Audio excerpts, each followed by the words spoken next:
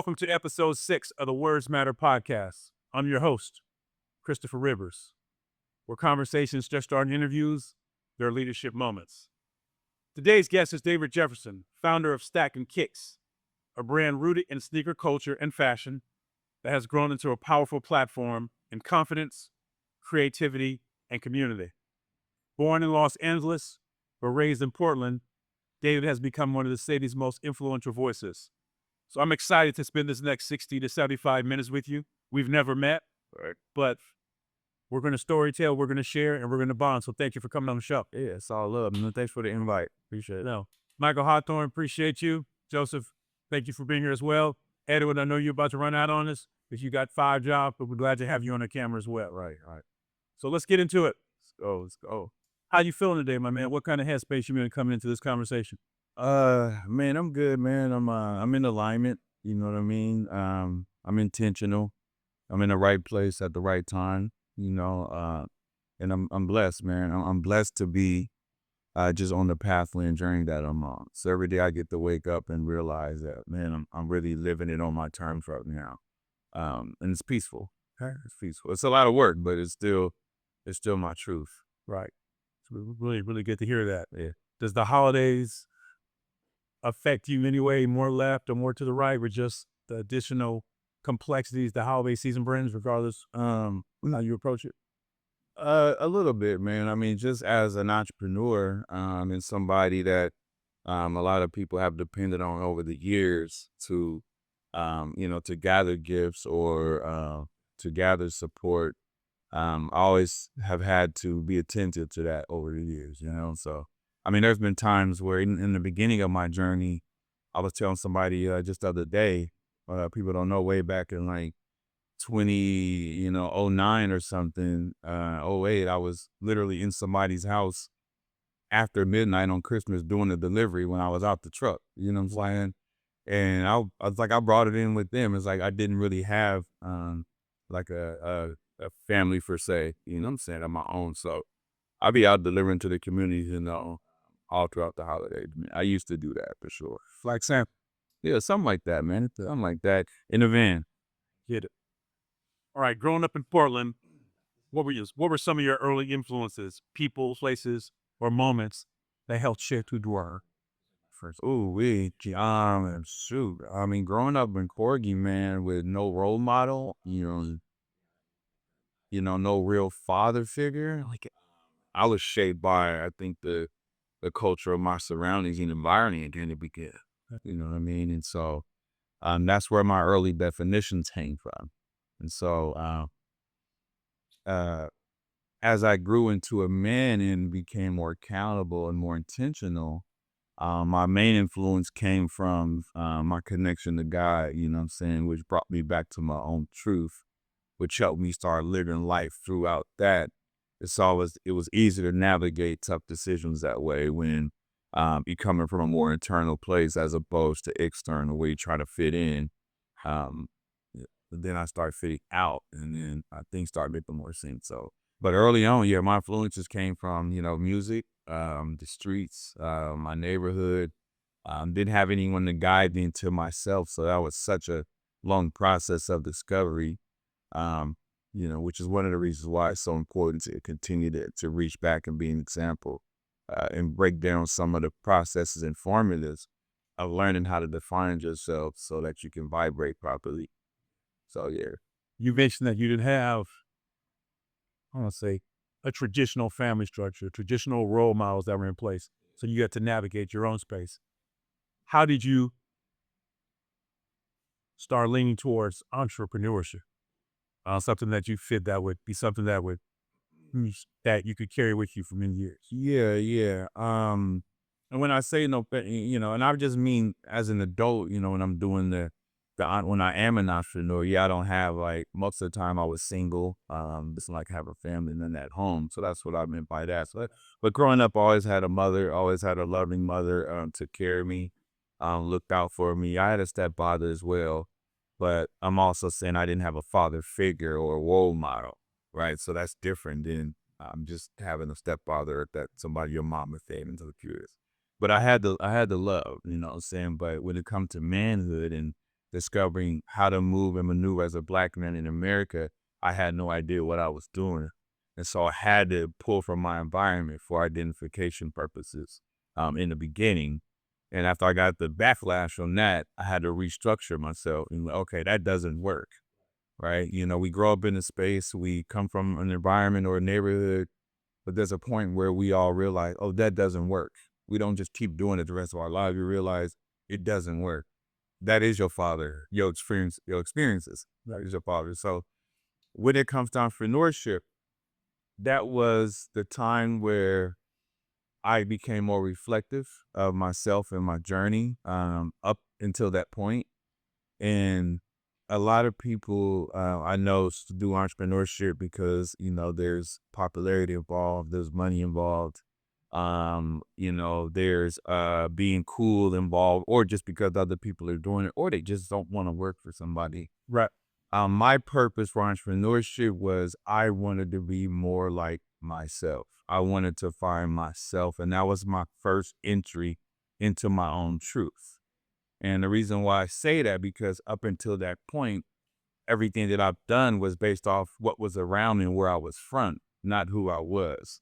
And so when it comes to entrepreneurship, that was the first time I was doing something that was truly me. And I settled on, sneaker culture, streetwear culture, because I always loved shoes and clothes since I was, in elementary school. I'd always loved fashion. And so when I thought the only reason why I chose that industry was because I loved it. And I'm like, from now on, my goal in life is to consistently only do things that I love that represent who I am. Let me see how my life plays out like this instead of what I had been doing. That was a big moment. It was a huge moment. It was a huge moment. It put me in alignment and it let me stand on truth. So everything I was doing was truly me. That's a different level of peace. Love fashion, love footwear. Was Stackin Kickz the first attempt that you maintained, or was it? No. No, the first attempt was even 5 years before I started stacking. Stacking started in 2010. 2005 is when, I threw the first set of shirts in my trunk and start driving around. And the first place I sold was at my job. Were you so screaming yourself, or did you have somebody? I was just buying and selling, man. I was trying to just find little spaces And on the internet. Luckily I worked with some people that understood the national culture a little better than I did. Because during that time, most people really didn't even have a lot of email addresses. So no one really knew about, certain mediums like Craigslist or eBay or things like that. So I had to learn that from some of the white dudes and Asian dudes I was working with at a call center out in Hillsboro. So I started looking around and I'm like, oh, okay. And so I started paying attention. So I started scouring the country when I was thinking about what I was going to do next. And then my first thing I settled on was a batch of shirts just that I found somewhere on the East Coast. And I was like, okay, I think I can sell these. You know what I'm saying? And so these were somebody else's? we weren't mine. Yeah, I had a Kappa brand. Yeah, I was just Became a wholesaler. yeah, I started just buying and selling. You know what I'm saying? That was the beginning of it. Then there was this move. There was this move to LA in 2006. After my mom passed in 2005, that was kind of a struggle. Moved back to LA in 06 and then became acquainted with the fashion district and just going there every day by myself, just looking, walking around, seeing what they were doing and trying to embrace the energy. It's a lot longer story than now. Oh, yeah, but time we got, so. No, we have unlimited time, but I appreciate you sharing that. You said that shoes and clothes were your connection to the world at a young age. Yes. But how did fashion become your source of confidence for you before it became a business? Um, Thanks, Evan. it was, it was my ability to be unique. It was my platform to show where I was different. I can express myself. I grew up an introvert, really, super shy, not super loud, any of those things. And so getting into fashion at a young age, it was where I felt important at because I can control how I looked, and people are gonna come to me and be like, "Man, that's a dope outfit. Where you get those?" So you were the fly cat at school? Yeah, I always stay fly, man. I always So you can swag you now, but fly back. yeah, even with very little bit of money, man. You hit TJ Maxx, you hit Ross, you hit all these Marshalls, and you come up with one outfit, and then you rock it, and then you realize nobody could have put that together because it came from some So you different took place. pride in curating Yes, their pieces. You had it set out. yes, Dances, parties, social events. yeah, You knew what you're wearing. yeah. Love clothes, love shoes. Anytime I got a summertime job, it was my job to buy my clothes for school because my parents did not buy what I wanted; they bought what I needed. Right. I wasn't happy with that. That's yeah. I've always been a functional fashion cat. Mhm. You ask some of my high school dudes, my clothes were as blatant as they came in high school. Yeah, A, because I didn't care. B, that was the resources. I wore what I could afford. I wasn't a Sperry topsider guy. I had the topsiders from Payless shoe stores. right, They looked the same until you got it really, really close to the deep. right, That's what we rock. right. So that's something that at that time, so to hear you, man, I can just see where you just sit up talking about that was a way you expressed yourself where I get that. You see people who, I have a friend named Rossi, his favorite word is presentation. So how you present yourself is how you show up. So I could tell that that gave you confidence. Yes, Knowing that you took time yes, to switch together these outfits and knowing that no one else could just match it or run to whatever store XYZ is. yep, And you could quietly kind of make your case. Say, I'm a unique cat, yo. And that's how you were speaking, yo. Well, you look, I get that. When you were building Stackin Kickz, we're starting in 2010 here in Portland, there really weren't too many visible streetwear blueprints. right. What doubts or fears did you have jumping into this when you stopped being as a wholesaler and you started creating your own designs and you started implementing your brand into the market of Portland? I think one of the main fears was really just not knowing if it was gonna work. You know, uh, taking a risk that was unseen, that was not normal, going against the crowd. A lot of that at that time there was a lot of people in the community just, really just doing street stuff, right? You know what I mean? And they was making money, having more money than me. And, I have to look at that and, when God was like, yeah, but you have a journey though. So you got to stay on that. I'm riding around in a van while people I went to school was riding around in, Jaguars and stuff, a pocket full of money, but I know what they're doing.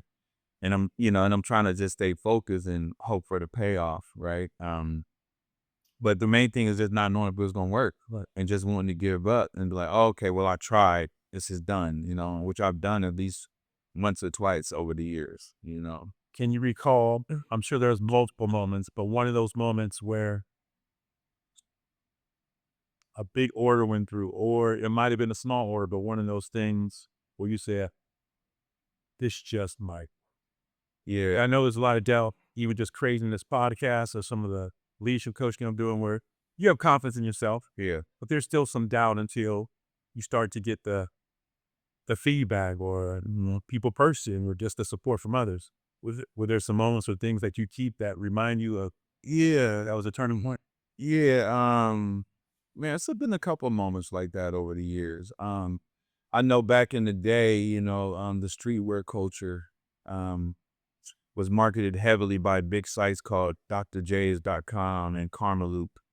And I remember that Dr. J's put a pretty big order in with me. You're talking Dr. J's, East Coast, New York, New Jersey, Dr. J? Yeah, Is that so the online retail? Yes, I've actually been to one of their stores. yeah, okay. So New York State Plus. yeah, yeah. And they house a lot of local, not local, but a lot of streetwear brands around the world, and like only certain ones they really liked and whatever. And so I sent them my book and like, oh, we really like these. And they put an order in. Karma Loop, I fought with them a couple of times until I got my photos right. And it was like, you did a good job. Yeah, we'll put them on our site. And so I realized I was making something, but I still didn't really know the process. Cause remember, the main thing for building a brand was for me was, I think, just to express myself. I didn't really expect it to be a brand, or I didn't really know I was building a brand. I was just being me and trying to talk about things that I love and create things that I love. And I would just wanted to share the love with other people who shared some of the same values. That was the main goal. It wasn't I didn't think it was going to blow up or nothing like that. You know what I mean? So, but it was just that, and it was a time when I got my first contract with even just locally with the clothing store top to bottom out here, man. And it's like one of the local swap meets, but everybody shops there. We all shop there as kids. They're always at the magic show out in Las Vegas. And so I seen them out there, and I didn't know that he was really buying real brands and bringing them back to the store. So they don't let any brand inside their store, especially locally. That's a huge win for you. Yeah, yeah, it was crazy, man. Yeah, I remember the moment I had been, because I've been shopping there, and I was telling the dude Jose that worked there that yeah, I'm building this brand. I was showing him this stuff. I was asking him to put it in there, and he was like, he didn't say no, but he was just okay. We'll talk later.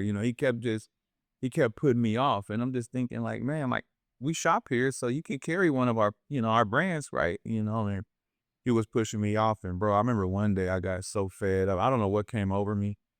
I just got so fed up, and I jumped in my car. So I'm going down there right now, and I went straight there, talked to Jose, and I said, look, man, like, like you got nothing to lose, man. Like this is a great brand. We've been shopping here. Consignment early on, or was it? No, you get some wholesale. No, it wasn't even consignment. It was cash. And then I'm like, look at what you got in here, man. It's like I'm kind of fed up with this. Like, look at what you got. What I have fits right in there. It would look good up. Be a chef, bro. It would look good up there. And he said, you know what? Man? He said it's gonna look good up there. We're gonna do it.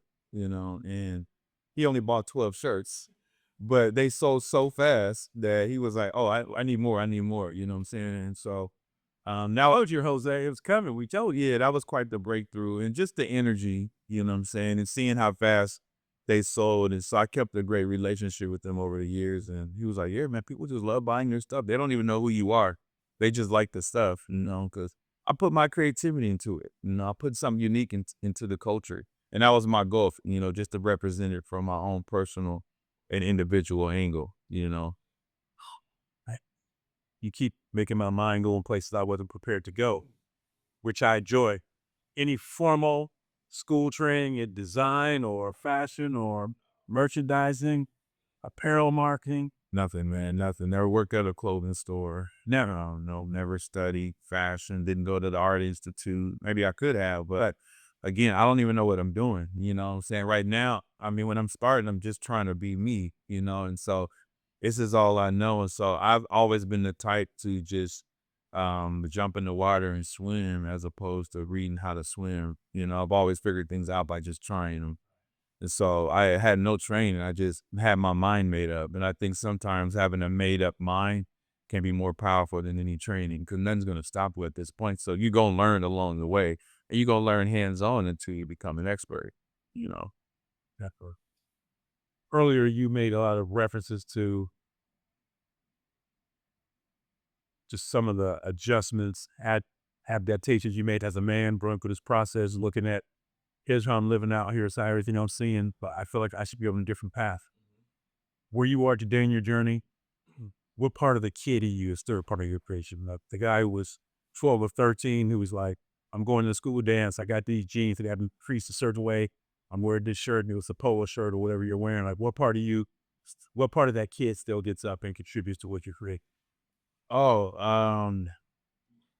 the kid who just thrived off the feeling, of creating, and dressing, should I say dressing in that creativity and that feeling, because I still go places, even if it's not my brand, because I mean, like I've worn so much of my brands, all people ever see me in, and they like, Why not? and they be wondering like, how can you even like wear your own brand every day? And That's it's kind like, of why I ask you the question, how do you use you? Because I'm sure it's deep. oh yeah, it's super deep. It's super deep in there because I can't stop thinking about new stuff. And that's the problem with creativity. But even stuff that's not my brand, I take the time, and and the intention to put something nice together. It doesn't even have to be Stackin Kickz, but I'm careful with the things I'm putting together. And I'm a little bit more subtle than I was in my younger year. I don't like a whole lot of bright colors no more like I used to. That's how they know you old. But the point is, man, is like I can put it's still the same energy. I can still put outfits together and still step out just for a little bit of a function. Like oh man, that looks good. I still get the same energy that I got my whole life because I have an eye for seeing things that didn't exist or don't exist and it just making them happen. Why don't you give some advice to a young kid in middle school, Northeast Portland, Hillsboro, Wilsonville, wherever they may be, who has a passion for fashion, doesn't have a lot of resources, but has that same pride and wants to go to school, not saying looking fly for the attention, but wants to, like, what could you get them to say, hey, start with this piece? Here's how. Give them some insights on how they can build something without a lot of resources that may be able to help them instill confidence. Because I'm a big believer in confidence. One of my top 3 words, confidence. So, and I'm sure when you start to put those outfits together, you got a little bit more excitement. You went to school, you probably sat a little bit straighter. Just the whole day's better when you feel better here. So, what can you share with some people who are just trying to find that they can't afford to go to fashion school right now? Obviously, the internet, YouTube, there's a lot more resources kids have, but maybe just from a philosophical approach, what could you share? I mean, again, this is assuming that they're gifted at it. You know what I mean? Let's assume that they love it. Yeah, But they don't know that they love it. If they like it, they're intrigued, but they need something to, oh, that was me. yeah. It again, it's a matter of is being a visionary. It's knowing how is using what you're gifted with, to create what you see and what other people see of you. And so it's learning how to on a minimum budget because again, we didn't have money, but we had talent and creativity and any little thing that we get, we can make it work. And so for a kid with not a lot of resources, think of just think about the thing that make you feel the best, and try to build off of that, even at as minimum as you have to. Sometimes it's just a shirt, it might just be a $5 t-shirt, but make sure that, it coincides with the shoes or with the hat, or maybe there's a color in the jeans. There's also a color in the shirt. It's certain different things, but you just, because you're talented and you're gifted at this, you automatically see the opportunities. You know what I'm saying? Like I might be shopping at a store, and I might see a shirt and be like, oh, without having the shoes with me, I know I got shoes at home that match the shirt without seeing shoes. Right. Cause my mind is just that crisp. You're constantly creating in your mind. Yeah, so you know what you have, and so it's that type of talent that you need, and that type of vision that you need to be able to create from the minimum, And so, I mean, I would start there if it's just about putting outfits together, not necessarily a business, but that's a different conversation. But just an outfit, take what you got and just make it work. Everybody does that. Everybody that's been successful has taken what little that they had with the love that they have for it, and they've made it work and they've made it stand out until the resources and opportunities got bigger. Yeah. I read that you often talk about building business from love, not just strategy. Yeah. How does love show up in the way you lead, create, and serve in your community today? Um, I think the number one way love shows up is when you think about healing, especially for Black men, you think about the lack of love or the lack of being shown love. So I think the first and foremost, how do you curate that love inside yourself? Because you can't really lead with love if you don't have it, and a lot of times we're not really giving love, right? And we come from a tough background, in the country we live in. And so you in survival mode a lot of the time. So it's hard to show love and be in survival mode. And that's why, and that's why we had to do it without love for a while. But at some point you gotta find it, and the cool thing for me is my mother sort of taught me the concept of love by just seeing how unconditional she was and how much she cared for us and did what she could, as a single mother technically, and so finding that love in myself was the key because now when you have it, you want to see more people experience it. Now you realize what it looks like and what it feels like to have love. And then you can see when someone doesn't have love. And I think part of our purpose in life and whatever you're doing, doesn't matter what you're doing, but there should be a certain amount of love involved so that you can connect with people on a human level. And I think the love is what builds the brand, because the love is what builds the community, and then the community builds the brands, right? I don't build the brand. I might make the clothes, but the community pretty much built the brand. But I fitted the clothes in love, and they can identify with that, and they can feel the love, And there's times that sometimes people tell me, like, I never really see anybody with bad energy wearing your clothes, because they connect to it. There's a spirit in there, and creating clothes is and building a brand is either you create clothes or you create merchandise or you're building a brand, but they're two different things. Clothes is one thing, a brand is a feeling, and it's a feeling that you curate in your community. And in order for them to connect with that feeling, then they buy the clothes, right? Or they buy the music, or they buy the movie or whatever you're selling because they want to be a part of the feeling.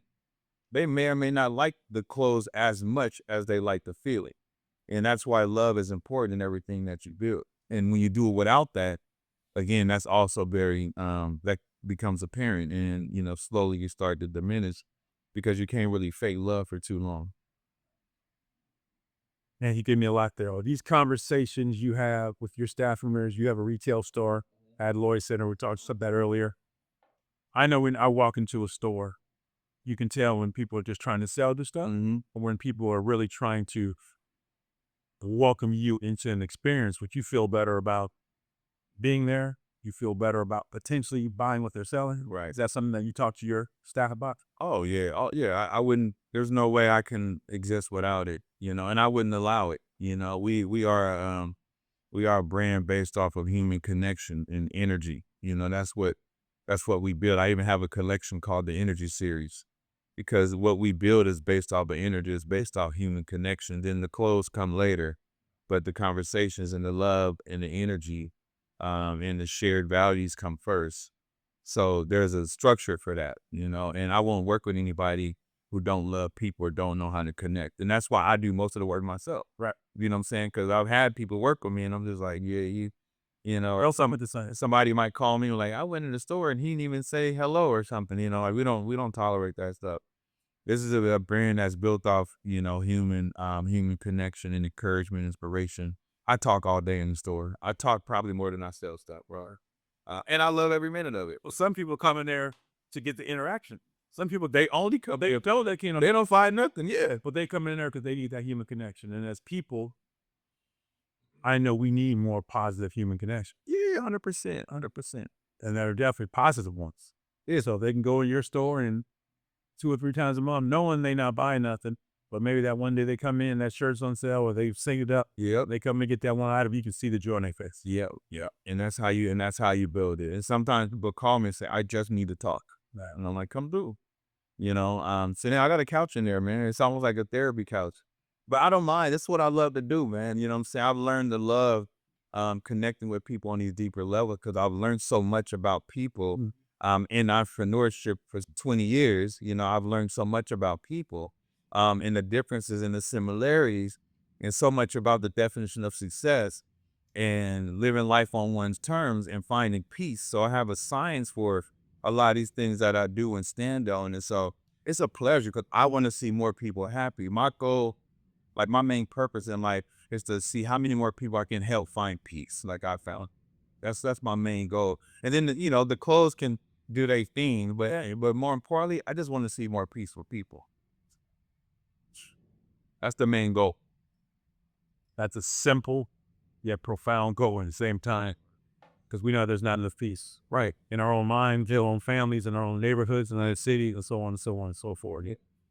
I read somewhere that you said that you don't choose a great business chooses you. Hmm. So when did you realize that Stackin Kickz was it something you were trying to do or something you were meant to do? Oh, I mean, I get the chills hearing you talk about when that first order of 12 shirts. I got, man, it ain't enough time for all these stories. I got stories deeper than that. Give me one. Come on, man. I'll tell you this, man. This is important right here. God, so many things. I'll start with the first one though.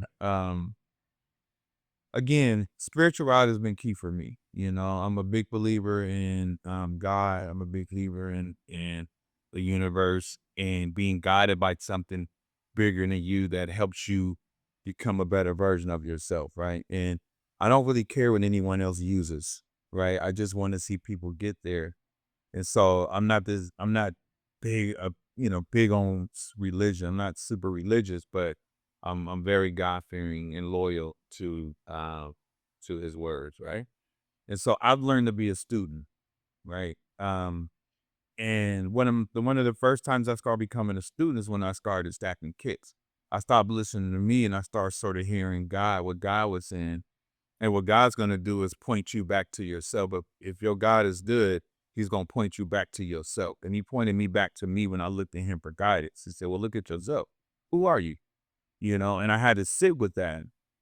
Um, and so I remember that I said, well, I mean, I love shoes and clothes. That's all I know. And God was like, okay, well, good. You got something to start with. I'm like, well, how? What do you mean? Like, how do you start with shoes and clothes? I don't know anyone doing anything with that. And he said, figure it out. And so I remember I had been doing research online and I found those shirts online somewhere in Chicago or something. They were like $1,000 for 100 shirts. It was okay. I just had never seen them before, and I like things that are unique. And so I was looking at them for like at least a week. I didn't have the $1,000 to buy 'em. But I was working and I had a couple hundred. Things was tough. But when my check came that Friday, I now had $1,000 on exactly, right? And so on my lunch break, I'm like, cool, I got some money. I'm finna get the shirts. Like I'm ready to get started. And so I remember clear as day, man. I went to the computer at work, pulled up my account, and then I was ready to hit the button, and then this fear just brushed over me. It's like, oh, you got $1,000 to your name. If you lose this, then you're done. You know what I'm saying? And you can forget about it. Like walk away right now. This is not a good idea. And so I said, oh man, yeah, I can't spend my last 1,000. So I walked away from the computer, got about 6, 7 steps. Boom, God just come over me, hit me. And I remember this verbatim. A message came down to me, and word for word, it said, and this is 2005, word for word, it said, if you don't do this now, when will you do it? And I was like, I'm never going to do it, but I'll do it now. Self-talk is a powerful thing. Went back to the computer, hit the button, got them sent out, and that changed my life. That let me know I was now fearless. You were in it. I was fearless. I risked everything that I had for something I believed in just to find myself. And I didn't make a lot of money on those shirts. What happened was people start taking me serious. I started popping the trunk at work parties. It was like, what are you doing selling clothes in your trunk, man? And I was like, I'm trying something. And so that's what got the ball rolling. And even if people didn't buy the stuff or liked it, they knew that I was selling clothes at that moment. And then it became, well, I don't like this, but can you get these? Can you do this? Can you do that? And now I'm looking at other things I can get in. Before you know it, in the next 3 years, and I moved back to LA for a little bit, then I come back. But next you know, by 2008, I'm booked selling shoes and clothes out of my car. I'm booked, making more money than most people at work. What were you driving at that point? Because I want to visualize this trunk. Keep it real now. Words Matter podcast. We keep it real. Okay. I'll be real with you. When I first started doing this, And I don't know what color it.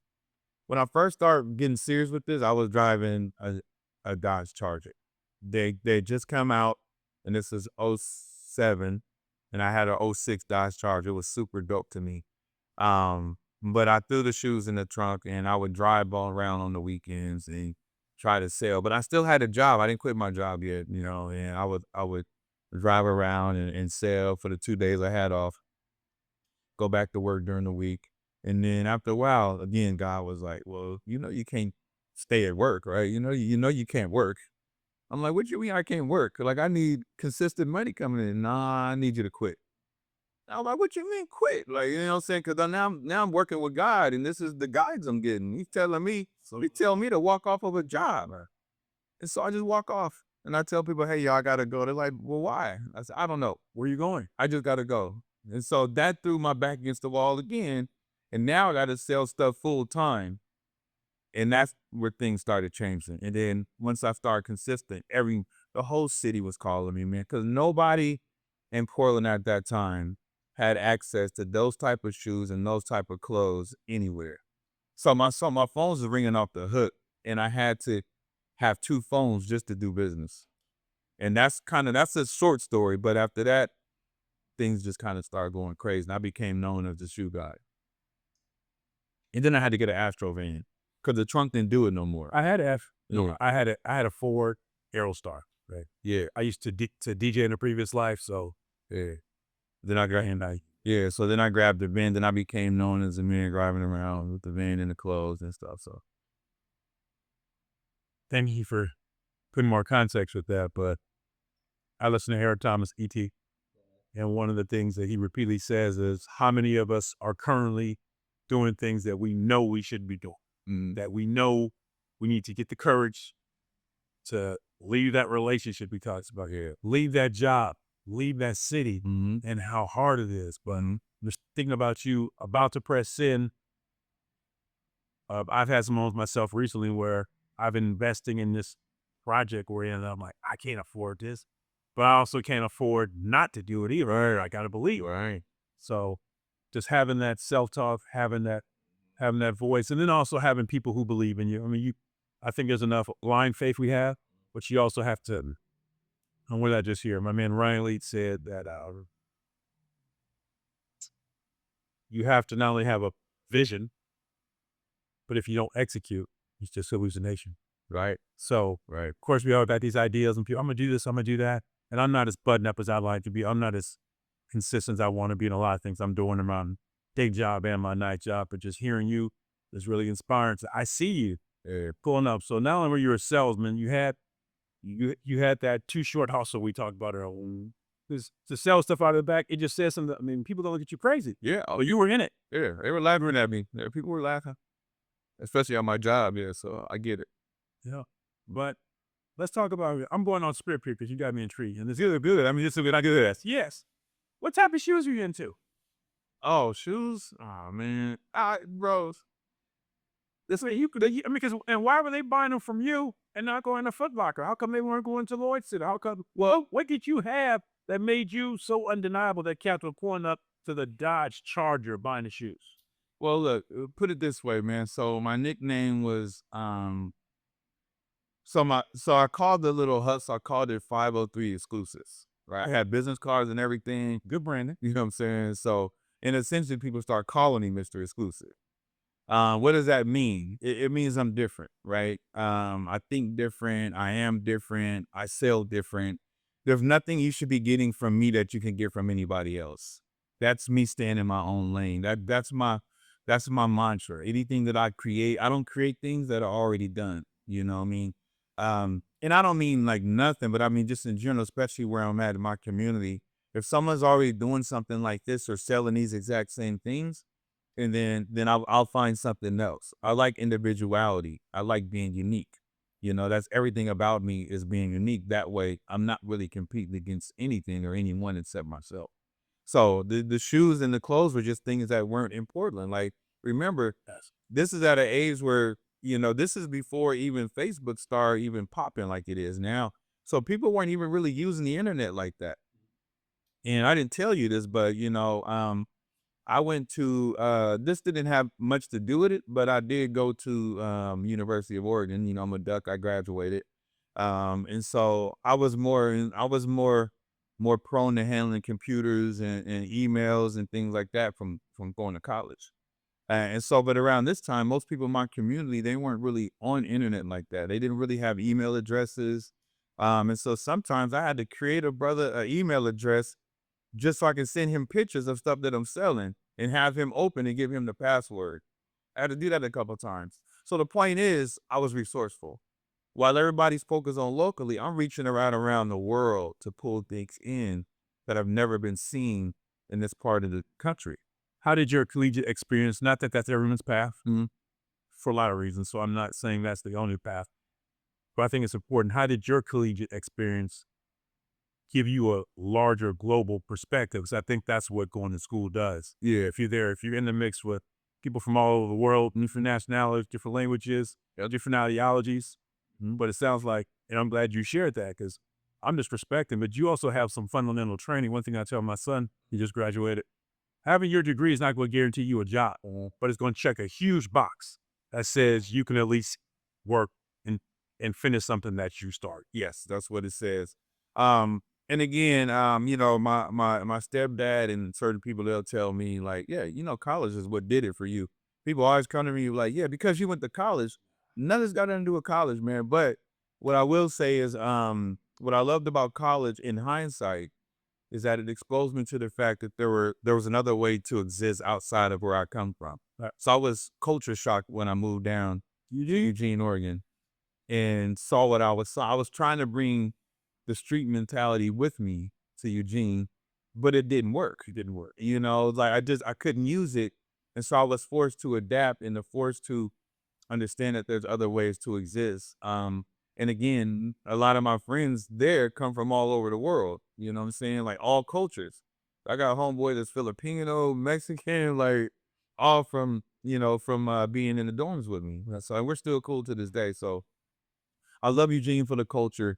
I love college for the experience. I love it for the expansion of my mental on the fact how other people exist. And I love it for the fact that it shows me it's more to life than what I was given and what I grew up with. And so I can incorporate all of those things as I create future plans to move forward, and find ways to impact the world, I think from a more universal standpoint.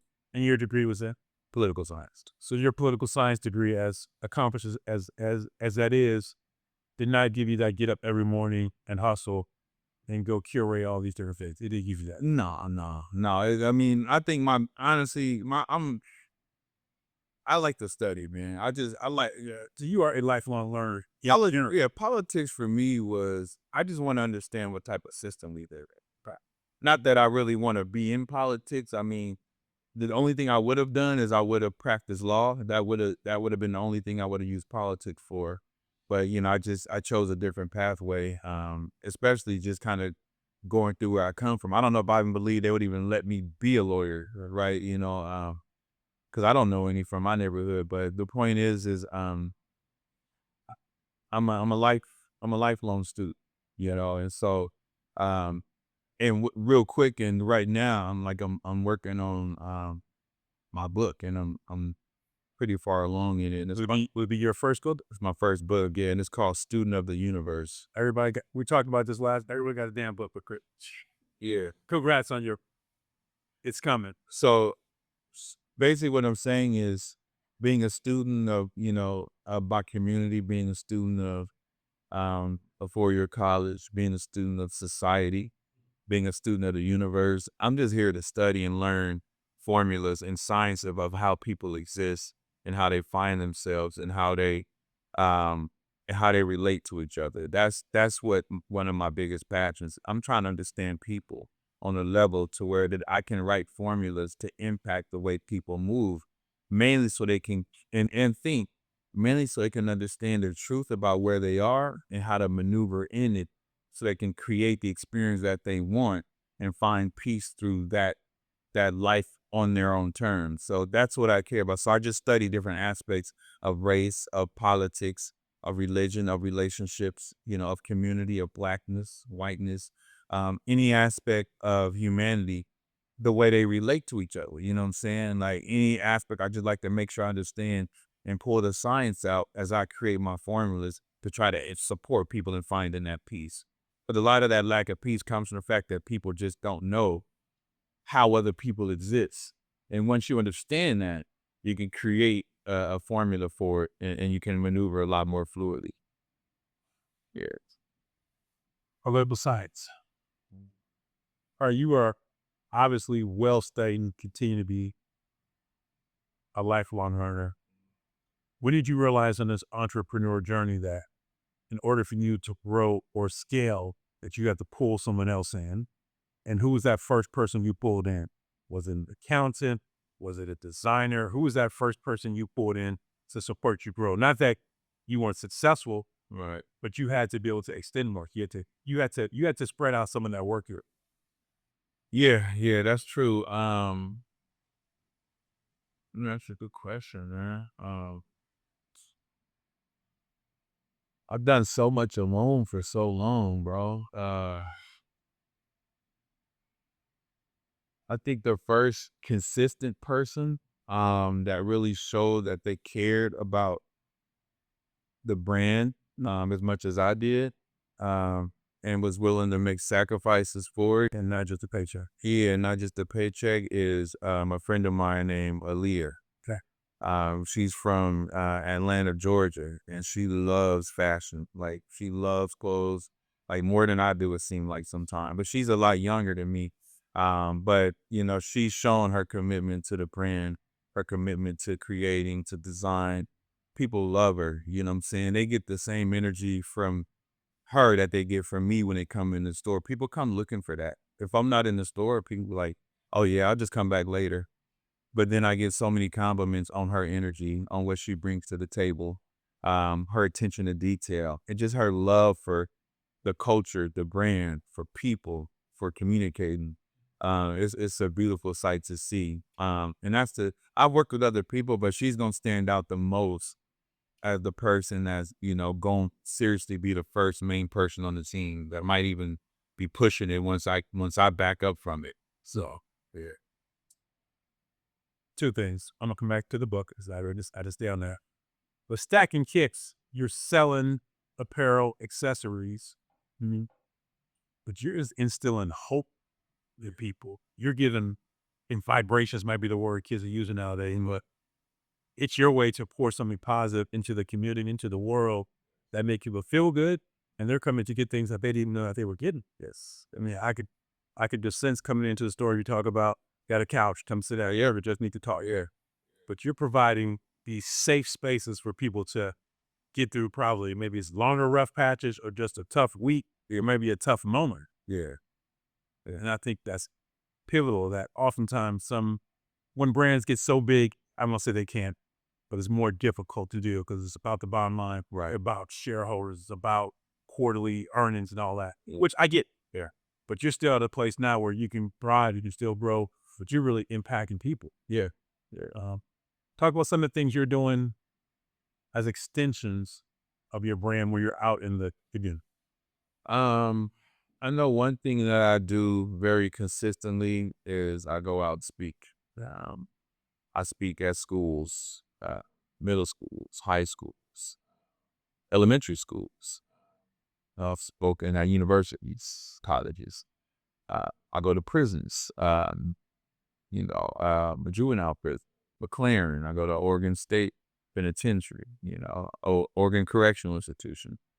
I go to organizations, MISO or Urban League or Albino Vision Trust. I go to all these spaces, and I create my own mentorship program. And I have a mentorship program called Definition of Success that's based on my own journey, what I needed when I was a young boy in middle school, what I was looking for, and the process of defining yourself then and trying to, and then how it has to come and be refined as an adult for myself. I'm trying to give it to the kids a little bit earlier because I know what I was looking for in middle school. Right. I didn't have it. Now I am what I was looking for. And so I'm proactively realizing that there's a science to this. And I do know that because they love fashion and that it's been a stepping stone for me and for them to build influence, to have impact that they care about. Kids only care about what they want to be like. They only listen to people that they want to be like. And that's why the music and the athletes have so much influence. And if these guys aren't aligned with proper values, the kids are misdirected. They're following them because they are cool, they follow them because they want to be like them. So whatever they say, they're going to listen. And so I realize that I'm doing it differently. Like, I am from the streets, but I'm still cool, and they still do want to be like me. And I want a brand like you, and great. Let's talk about the process. This is not about business. This is about how well you know yourself and how well you can pull from your truth and create. You might not be in fashion, but whatever you do become, you're gonna be you. There's a certain level of authenticity, and certain level of spirituality, and a certain level of individuality that we have to incorporate when it comes to defining ourselves, because that is our key. How you define yourself, is how you're gonna project yourself, and that's what the world is going to. That's what they're gonna vibrate on when they see you, and that's gonna be what your character is, which is gonna decide how far you go and ultimately how happy you are, right? And so, in how much peace you actually find. So that was something that I really needed to do. It wasn't nothing I wanted to do. It wasn't. I didn't have time for it, but it's necessary. It's necessary. I have learned something in my life. I understand the formula now of what it takes for, especially anybody in general, but especially a young black man, to find himself. I know there's a process, and if you go down that process, it'll take you to where you're supposed to be at. I didn't know I was going to be in fashion. I just went down that process, and it said you're in fashion. So I don't teach kids to be in fashion. I don't teach them to be entrepreneurs. I teach them the formula to find in themselves, which is going to guide them. That's your definition. It's internal. It's not from your school. It's not from your government. It's not from your parents. It's not from your friends. It's not from your TV. It's from you. And until you find that, you won't get to be in alignment. And so that's how I'm trying to impact the world. If I can get more, not just kids though, adults as well. There's adult things we did too, but that's just where the definition of success came from. I realized success has to be an internal thing, and how you define it is going to play out in your life. You just articulated it a lot more beautifully than I do. But one term I like to use, because I do some speaking as well, typically in the sports space. But I like to remind our young athletes, particularly, is that the fundamentals of success have not changed. We're just consistently in our culture today trying to find ways to shortcut it, get more hacks, right? And I can hear, by the way, you're pouring back into folks, regardless what you want the outcome to be, there are just certain blocks that we need to have in alignment. Yes. Starting with the foundation of knowing who you are, knowing what's important to you, having your values locked up, that needs to stack one at a time. We can't skip steps, Right. or it's gonna be rocky. Right. And I can hear that you're giving back in so many different ways in creating these programs for people. But so many kids want to know, how do I get you where you want to be? And I go, I'm 57 years old. There wasn't just one way. And I could tell you a whole bunch of wrong ways. And every 2 or 3 years, maybe every 2 or 3 weeks, my vision changes of what I want to get to or what I define. I recently had a gentleman, a mentor of mine, what does being successful mean to you? And he's done really, really well. Extremely, like so well. Like, bro, why are you hustling? You should really be at home on a beach or whatever we think success should look like. Right. And he says that I just want to be at peace. Yes. And that's what being successful. It really had me kind of tripping going, of course, we measure success in monetary, our family, material things, affirmations externally, all which is all real. But so that's really been tripping me the last few weeks. There's only been a month that I won't consider myself successful until I get to a really space where I lay my head on the pillow each night and I'm at peace. And my life is fundamentally solid. I got first world problems. Good family. We haven't missed a meal. I got that good American Express debt. I got that good kind. But I know that I want to lay my head down, and that's what I'm now chasing for. Yeah. And I don't know what that looks like from a monetary standpoint. I don't know what it looks like from a family standpoint. I don't know what it actually looks like, but I know that's what I'm chasing, is that whatever that piece is. So hearing you instill these in these young kids, obviously middle school age kids, they need a different elementary school, need to be introduced. But then there's some adults who just missed it. Yeah. Yeah. And there's some adults who, people will know, what would you tell your younger version? I go back and forth. I don't know if it even matters, but I can't go back. What would I tell myself today? Right. What am I going to tell myself at 12 o'clock? Right. To keep going. So just to hear the conviction you're speaking with, that you're locked in, that this business you created, I can feel the energy that you have a responsibility to go back and at least give others the opportunity to take some of the lessons that you went through. They don't have to run the same race. They don't have to follow the exact same course. Right. Or maybe they can start on their highway and go, I'm gonna get off of here. But at least they have a roadmap because we know what's coming down the line. Yes, yes, and proper values, man. And so we just, when you really look at it, how a lot of us, are raised or where we come from, we realize that we don't really have a proper value system, and so that has to be adjusted as you mature and you grow and you have experiences, and it's important to utilize our experiences, to the best of our capacity. That's where the wisdom starts to slowly come from, and then we start making better decisions. But our values have been crooked, and so I'm trying to still be cool, still be the man, still have entrepreneurship, still be fly, Still be fly. but do it all while pushing proper values, proper standards, proper boundaries, and doing it through love and authenticity and individuality, And so you keeping it cool. Typically, people that I don't think there's the first time people speak these things, but sometimes they can think cool enough, and our culture just we need somebody to be cool before we listen to it. That's just sometimes how we get. And I don't know if that's good or bad, but it's fact. Yeah, yeah. I don't think Influencer. I don't think it's good, but it's one of the influence. And that, You referenced the definition of success, mentorship work. mm-hmm, How I just talked about me hoping to find this ultimate peace mm-hmm. whenever I get there. How has your definition of success changed over the years? Yeah.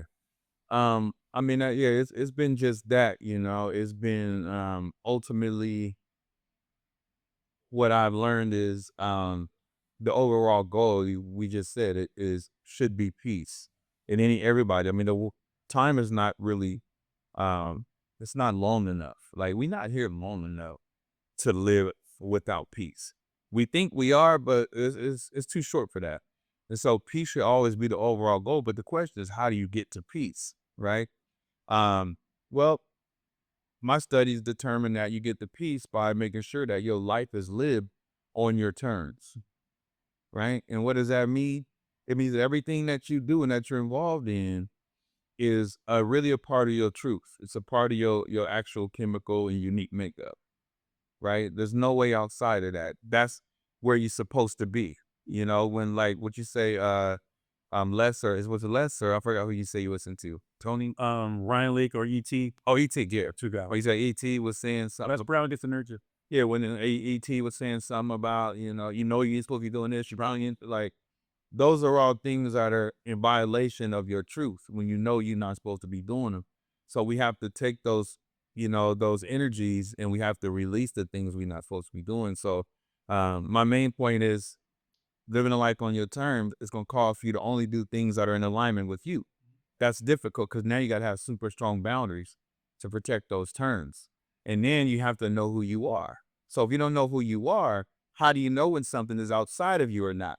Right. And so that self-reflection is key. So it doesn't matter what you do for a living, the woman you decide to marry, the collaborations and partnerships that you make, the things that you say in person and on social media, the things that people see you do, the way that you move, every single thing has to be part of your truth for it to still be on your terms. Anybody in this world who is not living on their terms cannot be at peace. There's no way possible. Right. And so I think that's where we need to start looking at what success truly is. And then again, that starts with you finding a way to dive inside. Right. And so when we take in all of our principles and values from social media, from music artists, from athletes, from our community, our neighborhood. None of that is truly us. No. So of course we're depressed. It's all trying to live up to what someone else say this should be. Yeah, and so It may not be their genuine version of themselves. right, and so that's why you can have all these things and still be depressed inside because you have these things, but they're not on your terms. Not really who you are. Is what you thought you needed to be. And then you had it, you realize, well, this ain't me. This is when you see people start to wake up. I don't care about the money. I don't care. Like it's just, I think that we need to just understand what success is and make sure that the values around it is everything that's internal and true about you. And that somehow in this short life, you get a chance to create it on your terms. And once you do that, you're happy. So you spread happiness, you spread love, you spread peace. You're not hateful, you're not jealous, You're not angry. You're not depressed. You're not mentally ill. You are at peace, and so you spread peace.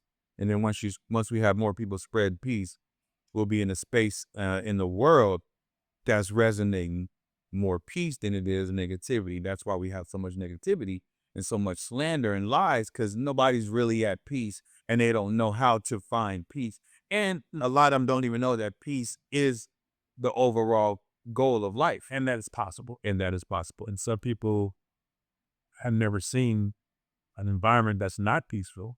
Right. And they think that's how it's supposed to be. Think that's No, it's not supposed to be that much noise and that much chaos and that much daily confusion. And they don't know any better. So Yep. if this episode does anything, if we help one person get closer to Yeah. At least one. No, let's go for 5. I'm a Five. 5. We're gonna get 5 people closer to Yes. Yep. We've been talking a lot about success in the I like to say larger umbrella, which I think is important. But for someone who needs some steps, immediately you can talk about you are a CEO, you're a founder, you're a president of this incredibly successful brand that's still growing and still scaling. What does a day look like for you? From the time you wake up, what is it? I'm sure each day is not the same, Right. but tell me some fundamentals of your day, things that my buddy Nick Shivers like to say, whether some of your non-negotiables or some things you have to do for the business, whether it's obviously you hopping on email, you're returning, just take something like that what a day of operating Stackin Kickz looks like. Yeah. It looks like waking up. And typically the first thing I do when I wake up, usually when I'm on point, YouTube? yeah, I'm listening to YouTube. Like I'm listening to my videos, whether it's Who's your person? whether When's your persons? I mean, right now I still listen to most of the thing right now. Like I go through phases, Definitely. but right now I'm on the guy that did Think and Grow Rich. I'm on him in the morning. I don't know why I can't think of his name, drawing a blank. I listen to him every day, but I'm on Think and Grow Rich and the process behind that, and then sometimes I'm on every now and again I get on Les Brown. Sometimes I get on 19 Keys.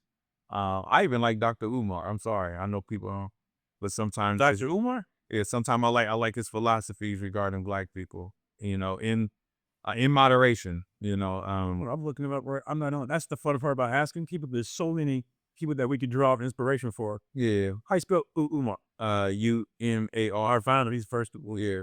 school psychologist. Just when it comes to Blackness, it's something I like. Not entrepreneurship or business, but just Blackness. I'm intentional about realizing I'm a Black man and how important that is and how I need to stand and strengthen that. But so that's the key. I do like Jay Shetty. He one of the Buddhist speakers. He's super dope. No, Monk. He's Monk. Yeah. And so it's that. And then I'm straight to the gym. Right. And I'm at the gym every morning. You know what I mean? Like You're a waist guy, you're a cardio guy, you're a yoga guy. What is I'm a I'm an anaerobics guy, which means mostly I lift weights. Right. But lately, but I've been on the treadmill as well every day. I'm big on Jason Wilson. I don't know if you know who he is, but he's one of the best divine masculine speakers I feel like in the country, as far as Black men go. So I'm on him and I'm reading his book.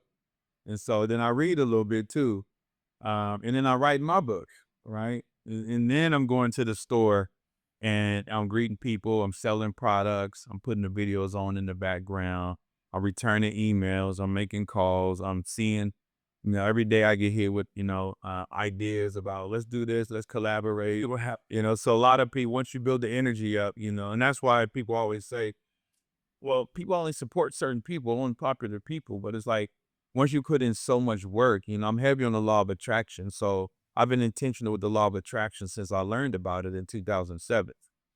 And I ordered that movie, The Secret, from Netflix, which is where I was working at the time. And I walked off, but Netflix? yeah, I was working at Netflix. And then That's where you put up the Dodge Charger in the trunk? Yep. Yeah. I was working there. That was my last job, 2007.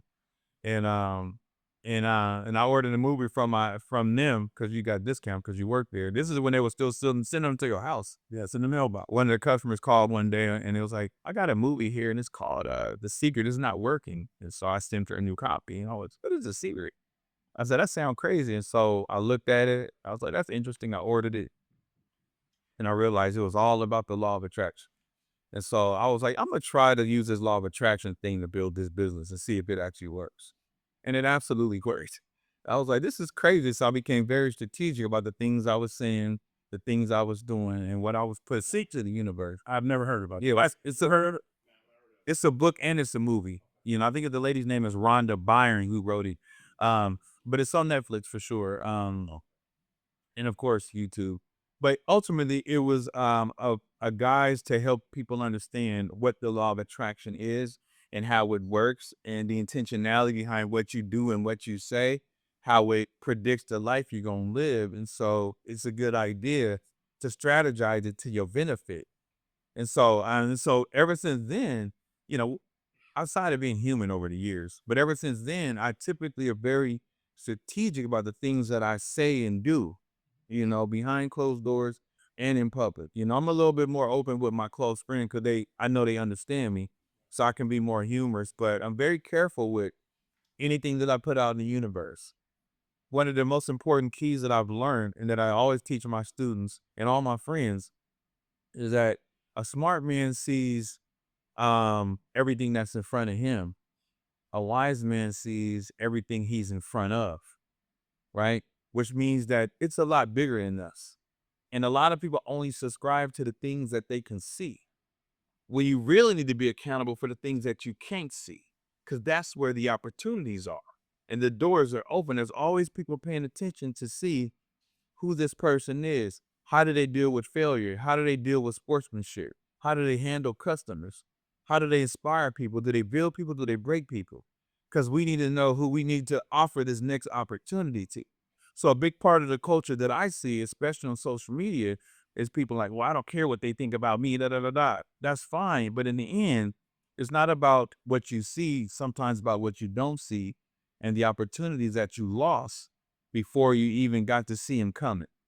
And so I'm conscious of that. So a lot of my opportunities that's come to me, they came out of nowhere. And what I mean by nowhere is that I've been strategically putting energy out. This is who I am. This is what I stand on. These are my values. This is what I care about.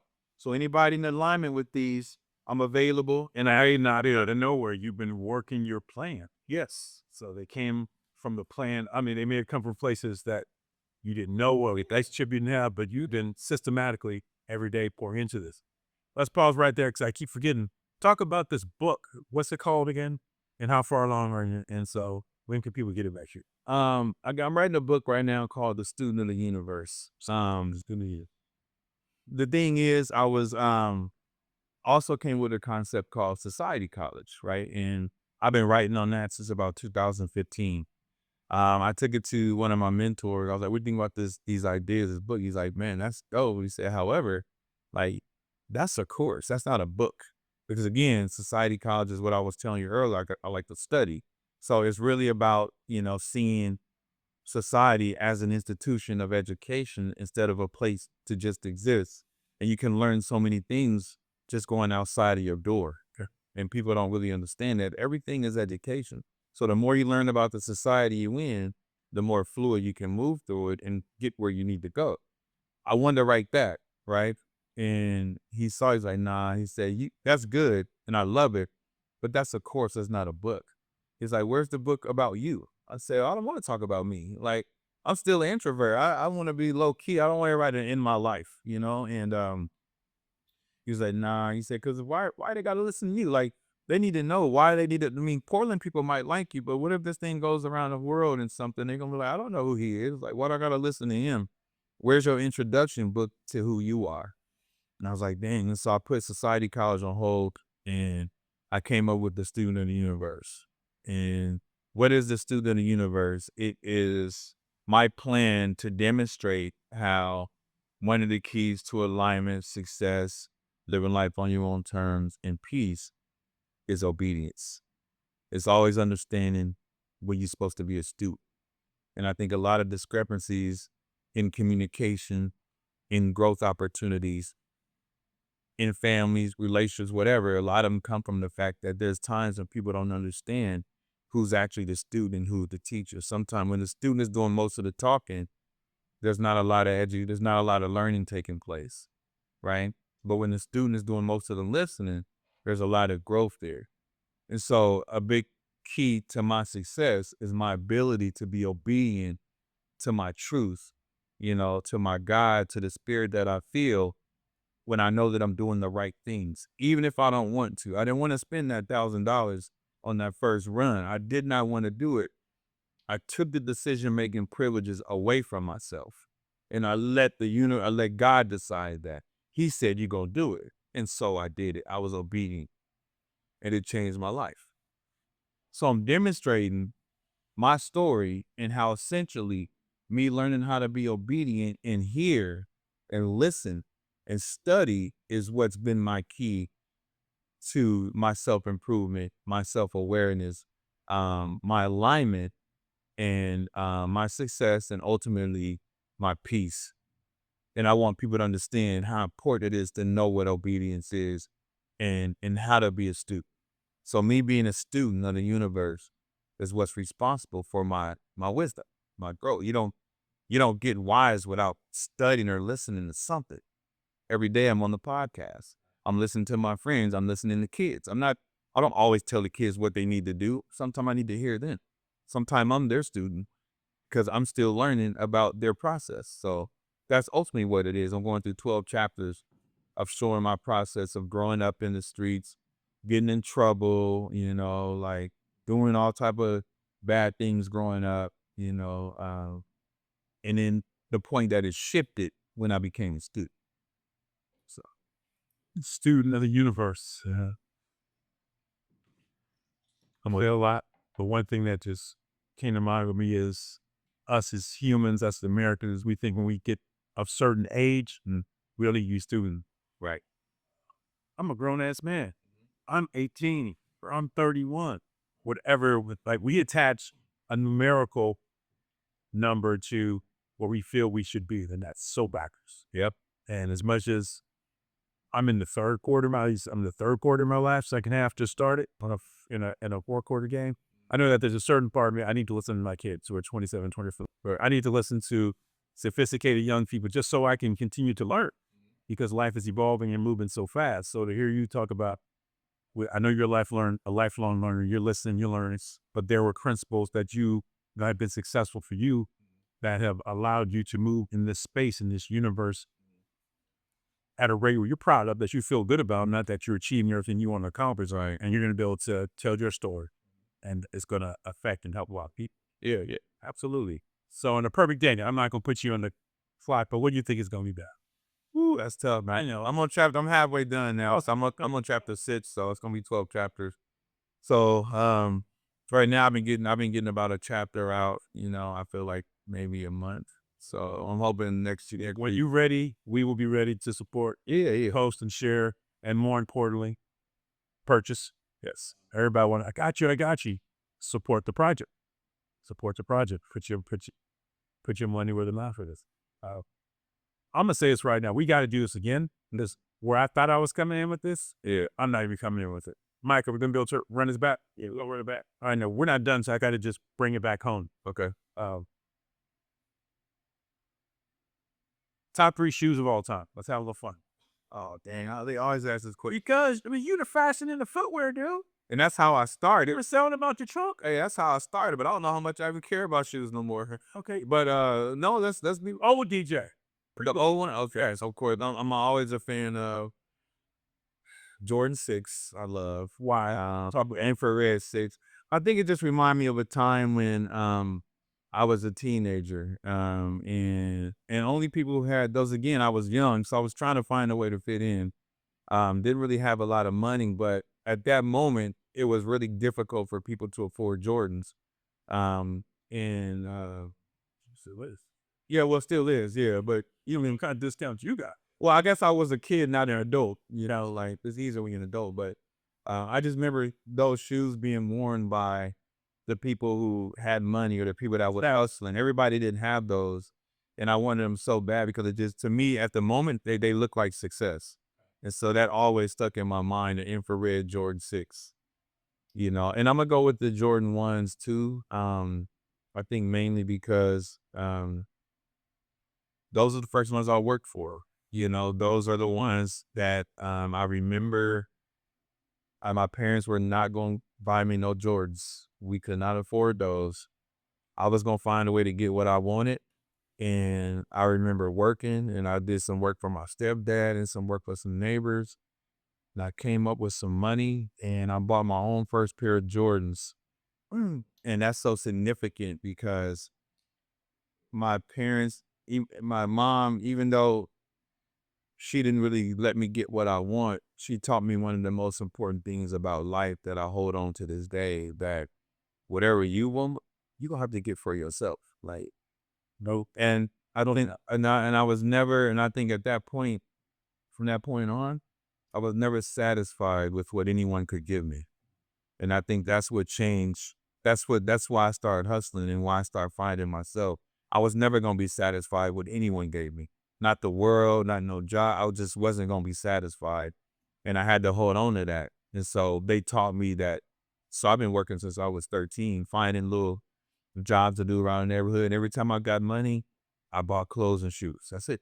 That's what made me happy. And that's why I got into the business of clothes and shoes, because I was going to create a career making people feel just as good as I felt when I put an outfit together. And that was the purpose behind getting in fashion, you know. Woo. Jordan 1, Jordan 6. And the last one, it was tough. Growing up, I mean, because they were just only Georgia, man. That's all we really wore. And I would say I have owned 0 pairs of Jordans Cole. Mm, 0. No issue with Jordan, no respect, but so whenever I talk to people, I got a high school buddy named Alex. He has a whole room that's full of Jordan that just sitting like cases, like he's gonna take him with him when he dies. I mean, it's just the way that the Jordan phenomenon has influenced culture. yeah, I know there's been books about it. There's probably classes being taught about it, but it's just incredible. And I've never owned a pair, yeah. and I'm not gonna start today.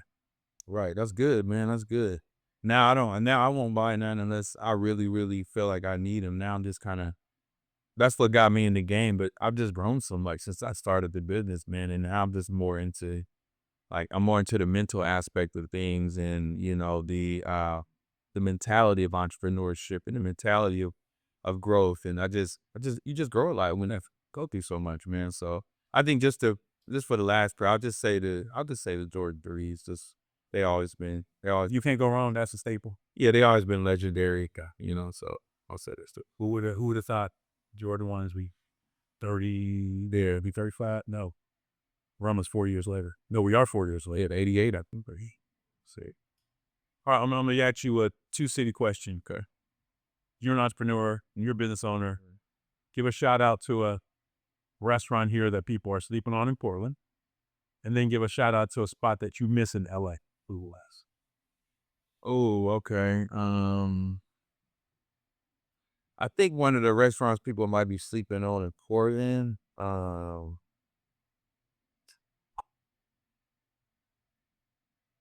think I like Fatso's Chiquitos, honestly. And I think all his food is like gluten free and like and keto friendly, but it's just super good. You know what I mean? Like it's just bomb, and I just don't see people talking about it. And like, I've never been to it. Where's that? yeah, he located on he got a new spot. I feel like I think he's on Sandy and 130 something. Fat So's Taquita? Yeah, Fatso's Chiquitos. Chiquita. Yeah, yeah, his stuff is fire, man. And I don't think people know about it because he ain't super popular on Facebook, or maybe just not in our community, because I know he get a lot of support. He's gotten awards. Um, um, When you go back to LA, what do you have to pull up on? dang, I want to go back to LA. You Oh, when I go to LA, man, I always gotta go to Louisiana Fried Chicken, man. I always gotta go there. same order? It's in Long Beach. No, that's the name of the place. No, I mean, but do you get the same order when you go? Oh yeah, pretty much, yeah. Which is? Yeah. 3-piece, and fries and shrimp too. Yeah, 3-piece fries and shrimp. Yeah, that's in Long Beach though, but, yeah, that's my favorite. I think that's my favorite place to eat. I always gotta go back there, bro. Yeah. It's called Louisiana Fried Chicken. And the funny thing is, like, we from Louisiana and LA. Like, my mom, they all Louisiana, and then my dad is all LA, but my mom and dad raised in LA because my mom came from Louisiana and moved to LA, but my dad was born there. And so I'm a mixture of, uh, Lake Charles, Louisiana, and then Los Angeles, California. I was just in New Orleans and I never been there 2 weeks ago. You never been to Louisiana? Nah, they be harassing me too. You ain't even came to see where you came from. Everybody done died now. I like, dang. Yeah, I mean, you was successful, adultable, but you'll fit in. Mm-hmm. You'll find it. So when you on the book tour. That's right. That's right. Before we close out, one piece of advice you can give to someone who, and I do this a lot because I think it's important, someone who's at home right now, on their phone, on their laptop, checking out the Words Matter podcast. We thank you. Who's struggling, who, whatever they're struggling with, but they know that they're onto something, Mm-hmm. but they haven't been able to just break through. And I'll give you my example. You referenced Jay Shetty, or one of the things he said 12 or 13 months ago. I was on a drive from Atlanta to Charlotte, listened to a podcast. I forgot who he was. He was actually a guest. And he started talking about the importance of managing your digital diet. Mm. So when I talk to kids, I go, I'm a hip hop dude. I DJ, rap, whole nine, but I don't have time to consume music the way I used to get to where I want to go. Not that I'm anti-music, I'm pro-music, I'm pro-creativity, I'm pro all the stuff that the arts bring. Let's talk about the art. But I don't have time. So I have to really control my digital diet. So when I'm at the gym, I'm getting my old man baby weights, old man cardio on, I call it. I got to have stuff that's feeding into this. When I talk about all these people I listen to, I don't have 3 extra hours to listen to these folks. I got to combine, right? So that's kind of my way trying to manage my digital diet. And I know when I'm on point, my discipline is where it should be. I'm doing those things. Can you share one suggestion you have for somebody who's just looking for a tip that doesn't require resources? It just requires thought. It's probably requires discipline, and it probably requires sacrifice that you think somebody may be missing that can help them just get started to put that one foot in front of the other. Oh yeah, yeah. When I think about, because again, it's like I just see a lot of people are frustrated, right? They're starting things and they don't. It's not working, or it's just not doing what they thought it would do. They start getting a little bit emotional and depressed. Um, and then they look at the people that are doing it and they think it's some type of, secret club that we're in, right? That they don't have access to, and that there's a gatekeep going on. When essentially, It ain't no secret. no, when essentially all anyone really has to do, man, to really find success, bro. Like, people don't really understand this, but all you really got to do is make sure your words and your actions are in alignment for a consistent and reasonable amount of time until it resonates with the world and with the universe, and they see you clear enough to be able to be transparent about who you are, what it is you do, and what you're here for. Once people know that, your doors start to open up. If they're not open, then you probably haven't done that the way you're supposed to. And do not put a time limit on it. You don't get to choose when things take off. All you get to choose is to show up every single day with the same words and actions, be available, contribute value. You can't deny somebody that's consistently doing that. They don't have to like you or love you, but no one can deny who is, because it's character. Because character is you doing what you say you are long enough to where people understand this is your truth, right? Very call. I think Joe Rogan uses the term and talks about no one wants to go against anyone who's relentless. Right. And I never thought about it that way. And relentless doesn't mean you're the strongest or the biggest or the most forceful. You're the person that's showing up with the most consistency. That's it. Repeating those, it might be the most simplest things. Yeah. And I think that some people think, I got to do this, as opposed to, no, I need to just do, might be 1 or 2 things every day. Yeah. every day. And I struggle with that myself. I get off my routine, get off my habits, get off my non-negotiables. And I go, damn. And I think, all right. And then I start searching and I go, I got everything I need. Yeah. I'm running from the simplicity of the truth. Yeah. I'm just not locked in. Yeah. I'm not being disciplined enough. I'm trying to make this more complicated than I want it to be because then it sounds like it's something. No, I'm BSing. Yeah. And I can look in the mirror and have those self-talks pretty regularly, more than I'd like to. And that's what I have to do. But I appreciate you sharing that with us. Yeah, it's just that accountability, man. It's really, as much as people, it's just not no secret. It's not a secret. It's just a plan. It's just a formula, man. Everything in life is a formula. As long as you know it, you can maneuver in it. But don't put a time limit on yourself, and just show up every day. Be consistent. Be who you said you were. Because again, after a while, people, they can't ignore somebody that shows up every day. Yeah. After a while, they start saying, "Man, I see you here all the time, man. What you selling? Let me get a couple. Always for you." And that's just becomes the thing, you know what I'm saying? And so that's all anybody has to do, bro. And make sure what they're doing is truly them so they don't get burnt out. That's why your definition of success is important. Because if it's not you, You're going to be tired. you're gonna burn yourself out. So be you consistent all the time until they recognize your value and the doors open up. Where can people follow you on socials? Right now I'm at Mr. David Jefferson on Instagram. Mr. David Jefferson on IG. Yeah, and also on IG I'm at Stackin Kickz. That's Stackin OG Kicks with a Z, no S at the end. Facebook I'm David Jefferson. I think those are the best right now. And the website is Yes.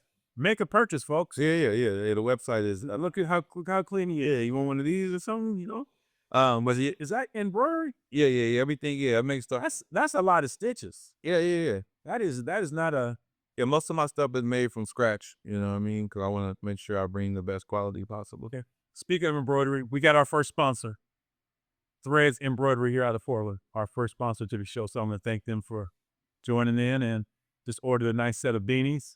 We get on the hats, so we want to keep supporting the local business, and we are looking for more sponsors. Yep. Shout out to Threads. And don't forget the website is stackinkicks.com or Stackin no G Kicks with a Z. No S. Stackin no G Kicks with a Z. Yeah. That has some bars to it. Throw a little fire in. Yes, when we bring you back, maybe we'll go through our favorite Too Short jams, or we have our. Oh, okay. I can do that. We'll keep it family friendly, but got to represent the town. So once again, thanks for joining in to episode 6 of the Words Matter podcast.